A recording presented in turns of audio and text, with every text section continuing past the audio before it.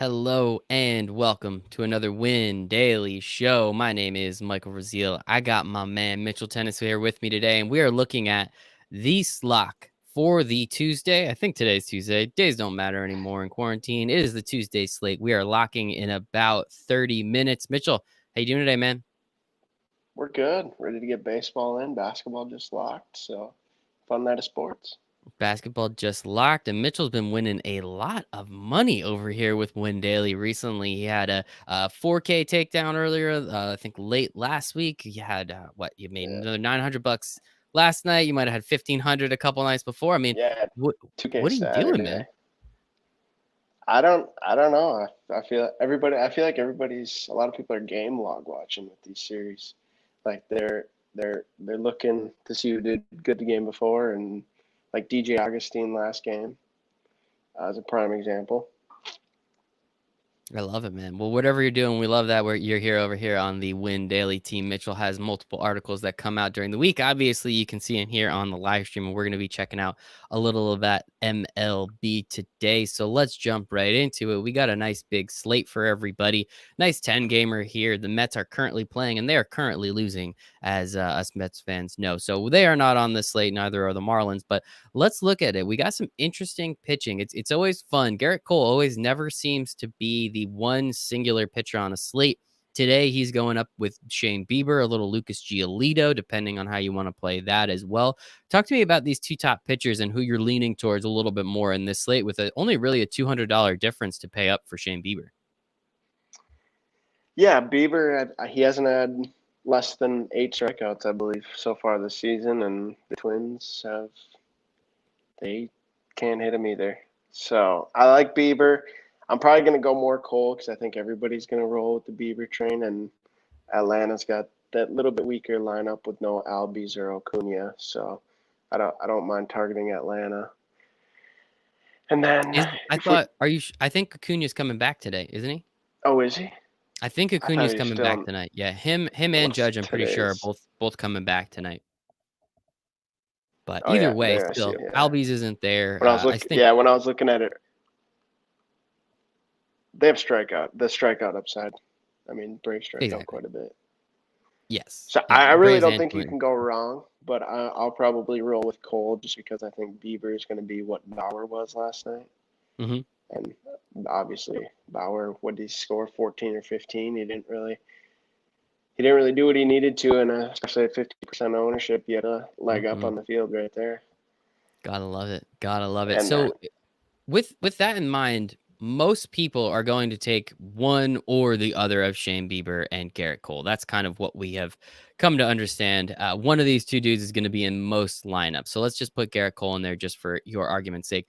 Where are some of these pay down options, and who are you looking at to, again, you can't, I mean, you can put Bieber and Cole in some lineups, but you're really dumpster diving after that. Where are you right. looking to pay down a bit just so that way you can start to put in some of these stacks that we're going to be looking at in a little bit? Yeah, there's a couple guys in the 8K. Wainwright against Kansas City. I don't hate. I'm probably going to pay a little bit lower. Uh, I'm gonna take a shot on Kyle Gibson there. Probably the air strike out a lot, or they hit like 4 home runs. One's usually a walk off. So, but and then Chris Paddock at 78. I really like him against Seattle. Seattle's got a lot of strikeout upside, but that lineup they just figure out a way to score runs. But I like their strikeouts. I Um, love it. Yeah, I Other than think that, Chris I don't Paddock think goes I'm to going 9. too far. No. Yeah, and that But makes sense. I don't really think you need to. As you said, you can pay if you want to pay real far down, you can go to Kyle Gibson, and he's at 7K, as you said, so we could see what might happen there. But I don't think too many people are playing Mr. Brawl or Matt Harvey on this slate again because you can just pay 7,800. Chris Paddock going up against Seattle at 6,800 is very confusing to me. We've seen pitchers get priced way up just because they're playing against Seattle. Chris Paddock has pretty much been hovering around the 78, 82, 85 range.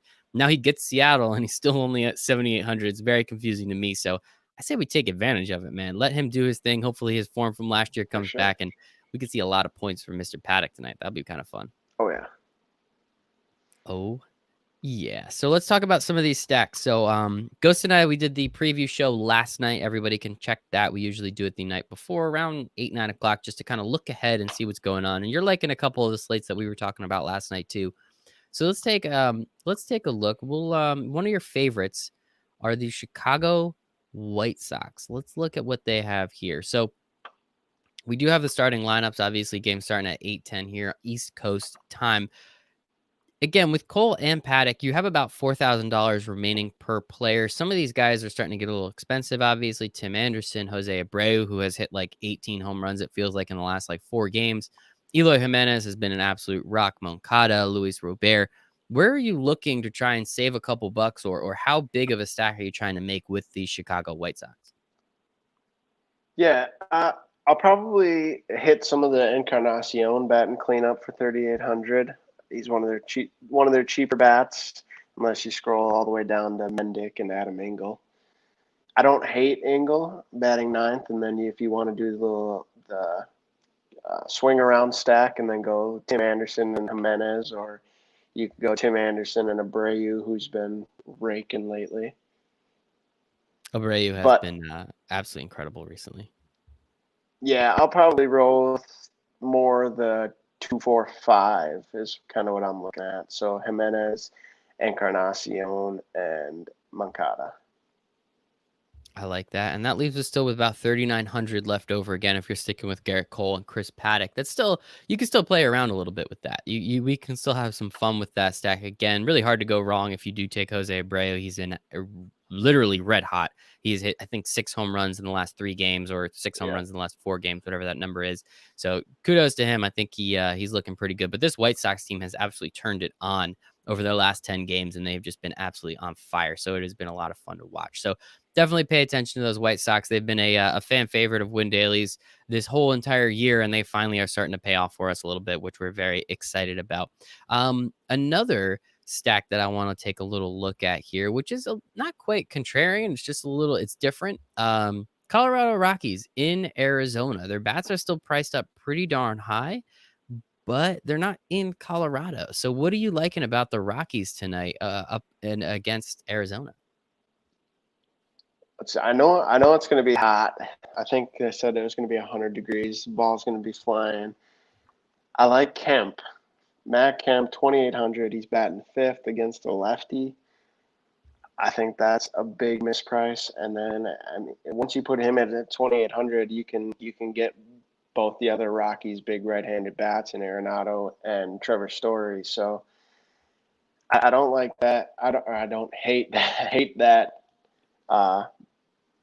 That mixture of players. That's probably going to be one of my main stacks tonight. I love it. And yes, it's going to be hot in Arizona. Obviously, there is a dome there. I lived in Arizona for a bit. 100 degrees, not that bad, man. Not that bad in Arizona. 100 degrees. It's nice. It's a dry heat. Last night, you could in front of home plate when you're watching it on TV, you could see like it was the blur in front of home plate. It's nuts, dude. It gets toasty there, man. It gets toasty there, but I loved it. I enjoyed my time very much. So it's a little 3-man stack here in Colorado, which I think is nice and interesting. So definitely pay attention to some of those guys. We usually play those Colorado players in cores, but maybe we could be a little contrarian. So another one that you want to talk about, and I think it's interesting. Ghost and I spoke a little bit about it last night on the show. We're looking at the St. Louis Cardinals up against my former favorite pitcher, Matt Harvey, and who's now just happens to be on the Kansas City Royals. He's still bad, people. Don't worry about it. But where are you looking in this Cardinals lineup? Because it's really not that expensive, surprisingly. No. I like 3 through 4 here. You could roll 1 through 5. Are my main targets here. I've been riding Brad Miller since St. Louis started back up. He's batting cleanup at 4,100. Goldschmidt's been on a tear since they restarted. He's batting 3 at 4,700. If you're not going to go the Encarnacion route and spend down a little bit at first base, and then DeYoung at 4,100 playing shortstop. I think Tatis could potentially see quite a bit ownership tonight. I believe he was facing a lefty, so I love it, man. I love it. And so let's just stick with this Cardinals stack for a second. You know, we went Yeah. 1 through 5. We just did the whole thing. Where are you looking? Because we got about 3,700 left over, so we could play with that a little bit. Where are you looking to pay down maybe at catcher, and where are you looking for a couple more outfield spots to fill up maybe another little 3-man stack, or maybe just a couple one-offs? Yeah, for catcher, I was looking at Drew Butera a little bit. Obviously, I like the Colorado, 2,400 facing a lefty. Carantini for Chicago for Hmm. catcher, 2,600 facing Detroit. And then my last cheap catcher was Austin Hedges facing a lefty, 2,900. 2,900. Yeah. I love it. I'm gonna just shove Drew Butera in there. If you put Drew Butera in, you now have over 8,000, about almost 9,000 left for a couple outfield spots. You could do a little bit of damage with that. So there's That's definitely why a I few. like the Rockies a little bit, though. Yeah, If you really wanted to with the Rockies, you could put in Butera and Kemp, and you can roll Bieber and uh, Cole if you wanted to. really. Wow. Yeah, look at that. I mean, you throw Matt Kemp in that last spot. You have a little Drew Butera. You have a little Matt Kemp. You have one more outfield spot. You're still 5,900 left. I mean, you could still go get Cody Bellinger if you want to, just as a real Yeah. one off over there, which is always fun. So thank you. Thanks for doing that exercise with me, man. I appreciate that. The last stack we want to look at tonight, we are going to check out the Yankees. They've been off for a couple days. The Mets got COVID, so the Yankees have been they pretty much just been on the sideline for about 4 days. They are getting Aaron Judge back. They did lose. I mean, Stanton's still on the DL. Looks like he's going to be there for another 2 weeks. LeMahieu's on the DL. That's going to be a little while. Gleyber Torres has been absolutely terrible this year. He's on the DL, so we're not really super worried about him. Where are you looking in terms of this Yankees stack? How are you trying to put something together? And are you in on Aaron Judge just coming back one day after being off the DL? Yeah, facing a rookie pitcher is one of the main reasons that I like the Yankees. Luke Voigt is one of the main targets, batting Mhm. third at 4,400. He's been hitting the ball really well. And then I probably won't roll any Judge. I kind of want to for 5,800. I got to see him at Mhm. least play one game. Yeah. That's a high asking price for somebody just coming off the DL. I mean, I know it's Aaron Judge. Don't get me wrong, but Yeah, but I get what you're saying. and then I like the lefties, Talkman and Hicks at 4,000 and 3,600. They're pretty reasonably priced. And then you got 1, 3, and 4 in their lineup. That's not bad. That's not bad. I mean, Mike Tauchman hitting cleanup in the Yankees lineup is just a hysterical sentence to say. But as you said, now he's priced at 3,600, going up against a rookie pitcher. People are going to get on base. Luke Voigt, and we were talking about Jose Abreu. Well, Luke Voigt was doing that last week before they went Right. on a little bit of a pause. Luke Voigt hit a home run in I think 3 or 4 straight games. He's been on an absolute tear. And on my season-long team, of course, he was on the bench for most of it. But it's nice to know that I have him there, and that's the important part, right? But that's pretty good stuff. And then let's just, I mean, out of obligation, our good friend Brian Tullock, he did just come back, excuse me, from vacation. So we do have to say something about the Dodgers. How do you like the Dodgers tonight? And I guess how much more do you like the Dodgers tonight against Johnny Cueto? Yeah, the Dodgers are always a good. They're always a good stack. Come on, get off the Yankees. Um, they're the two Betts is 6,200. Oof. That's quite a bit. I've been riding um, Chris Taylor a little bit, Mm-hmm. and I like Corey Seager 5,100. Who Justin Turner's day today, so that should be Yeah. interesting to see. Who was? There's one more that I saw his name. No, I can't find him. AJ Pollock, he's been pretty hot Yeah, recently. yeah, yeah, yeah. AJ So, Pollock at 43, and then and I, Bellinger. He's been starting to find it. yeah, Actually, I mean, he's he been has, figuring but it out.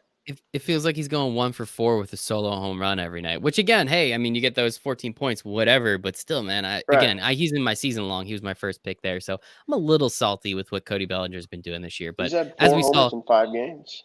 exactly, so can't get angry. And as we saw with Mookie Betts, he went from being very to hitting 3 dingers in a game, and now he's his OPS is above 1,200 or whatever it is. So it's funny how a 60 game season kind of skews some of this stuff a little bit. We're already halfway through. and it's starting to get a little crazy. But I do like this little 3-man here, as you said. I mean, if we want to get real crazy, we can go with Cody Bellinger. We can then do what we did with Colorado and maybe pay down significantly. We can get a little Drew Butera in there. Let me find him. And then a little Matt Kemp in there. And we still have 3,800 left over per player for a second and a third baseman. So I think we could have some fun with that. And again, that was rolling with a Garrett Cole and a Chris Paddock lineup. But not everyone's going to do that. We understand. That's why we talked a little Shane Bieber, talked a little Kyle Gibson. We'll see what happens there. I'm not quite as big of a fan as Kyle Gibson as you are, but hey, you're the guy that's been making all the thousands of bucks, not me. So, Mitchell, appreciate the heck out of your time here tonight. Man, Mitchell has multiple articles on the NBA, on the MLB with us over here at Win Daily Sports. Don't forget windailysports.com/learn daily. You get everything free, and that includes the expert chat, which Mitchell hangs out in. Get all the articles, the projections, our optimizer, and just the fun camaraderie of sweating some of this stuff out with us. But Mitchell, where can everyone find you on the internet? Yeah, at Mitchell101 on Twitter, THOENN1, and then on Instagram at Mitchell Tennis, THOENNES, and then in the Discord at BombCarlo15.